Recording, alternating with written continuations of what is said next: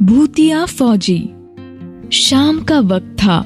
साकेत, राकेश, कैलाश और सागर चारों जंगल में जाकर सोशल मीडिया पर रील बना रहे थे। अचानक माहौल बदलने लगता है।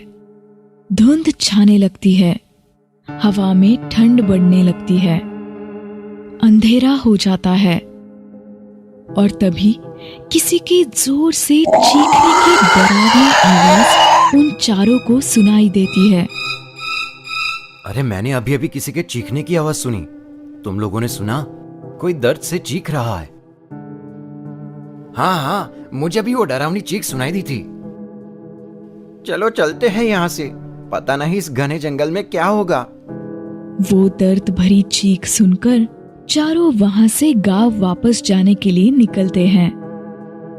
चारों अंधेरे से बचने के लिए अपने मोबाइल का टॉर्च चालू कर चलने लगते हैं। वो थोड़ी दूर चलकर आते हैं, तभी उन्हें मोबाइल की रोशनी में जो दिखता है वो देखकर चारों की आंखें फटी की फटी रह जाती है। वो देखते हैं कि जंगल में एक पेड़ के नीचे चेहरे पे पट्टी लपेटकर कोई बैठा है। उसकी आंखें पूरी तरह लाल हो चुकी हैं। उसके हाथ और पैरों पर सूखे हुए खून के निशान हैं।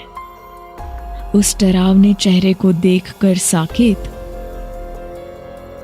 भूत भूत, चलो भागो, ये तो भूत है। हाँ, मुझे भी यही लगता है कि ये भूत है। तभी इधर आओ, मेरे पास आओ। उस भूत की डरावनी आवाज सुनकर चारों दोस्त डर से भागने लगे। वो सब जल्द से जल्द गांव पहुंचना चाहते थे। तभी भागते भागते राकेश किसी चीज से टकरा जाता है। वो जमीन पर गिर जाता है। साकेत, सागर और कैलाश उसे उठाने जाते हैं। तभी वो देखते हैं कि नीचे एक आदमी की लाश पड़ी है। लाश को देखकर तो चारों की सिट्टी पिट्टी गुल हो जाती है। गांव पहुंचने पर राकेश की हालत देख, अरे क्या हुआ? कहां से भागते हुए आ रहे हो तुम चारों? और ये राकेश को क्या हुआ है? बोला भैया, हम सब जंगल में खेल रहे थे, तभी हमें वहां एक बड़े पेड़ के नीचे बैठा हुआ एक भूत दिखाई दिया। उस भूत को देखकर जब हम भागने लगे तब राकेश का पैर एक लाश से टकराया और राकेश नीचे गिर गया।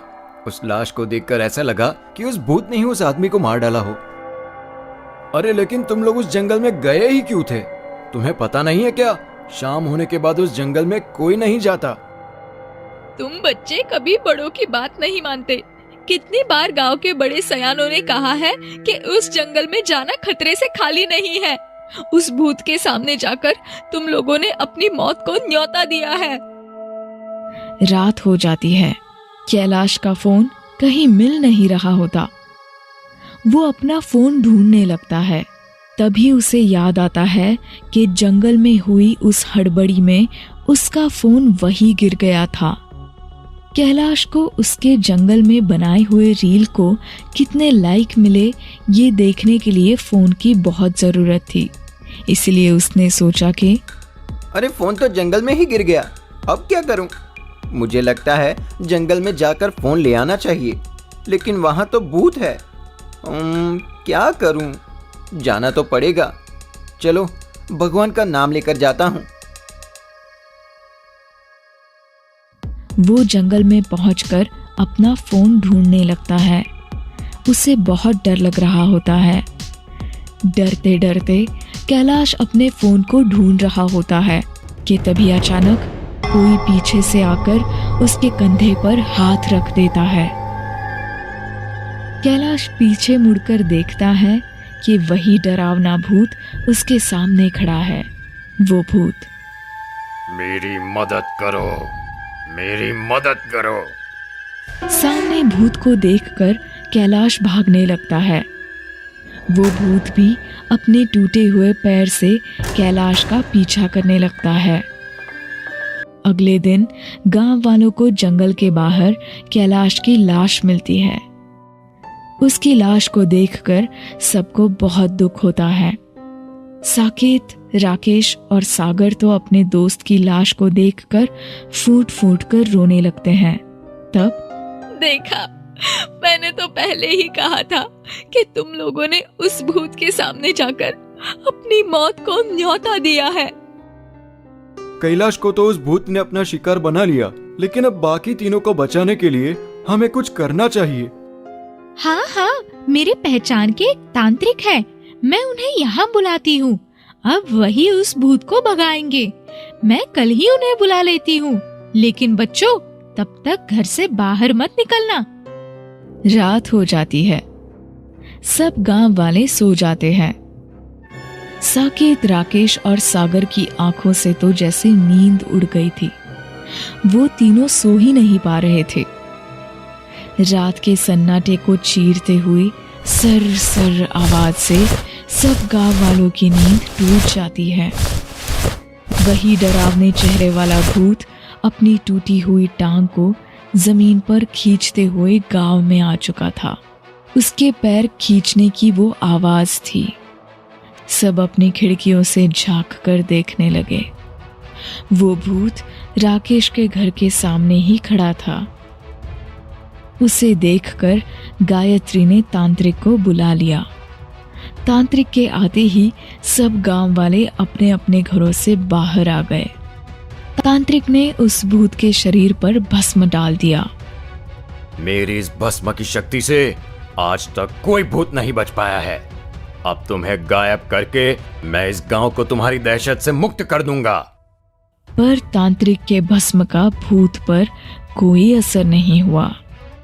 तुम मेरा कुछ नहीं बिगाड़ सकते। मैं भूत हूं ही नहीं, मैं तो एक इंसान हूं, एक फौजी। ये देखिए मेरा आई कार्ड। मैं इस देश का एक फौजी हूं। मैं एक आतंकवादी हमले में जख्मी हो गया था। उनके हाथ से बचने के लिए मैं इस जंगल में छुप गया था। मेरे पास जो फर्स्ट एड किट था उससे मैंने अपने जख्मों पर इलाज किया। मेरे चेहरे पर काफी घाव थे, इसलिए मैंने पट्टी से अपना चेहरा ढक दिया था। मुझे तो आपके मदद की जरूरत थी, लेकिन आपने मुझे भूत समझ लिया। मेरा यकीन कीजिए, उस जंगल में कोई भूत नहीं है। अच्छा, लेकिन अगर जंगल में भूत नहीं है तो वो लाश जिससे राकेश टकराया था उसे किसने मार डाला? और कैलाश, उसकी मौत कैसे हुई? इन बच्चों ने जिस आदमी की लाश जंगल में देखी उसने बहुत शराब पी रखी थी।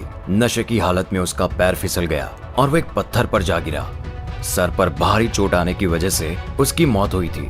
और कैलाश उस रात अपना मोबाइल ढूंढते हुए जंगल में आया था। मैं दर्द से तड़प रहा था। उसकी मदद लेने के लिए मैं उसके पीछे जा रहा था।